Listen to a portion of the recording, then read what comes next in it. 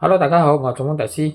OK，今日中秋節，祝大家身體健康啦嚇。OK，今日我想分享一件事，就係俾你哋知道，就係講平時你哋食嗰啲嘢係咪？你哋覺得唔知佢係寒啦，係咪傷到我哋嘅身體咧？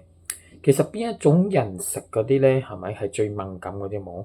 我解釋俾你聽，就係嗰啲病緊嘅，病緊嗰啲好緊嗰啲，好緊嗰啲。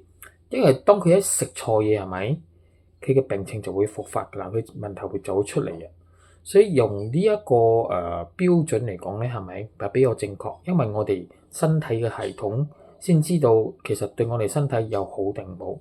所以有時啲食物係咪你根本唔知道佢食得或者唔食得，或者食咗會出事，或者食咗唔會出事咧。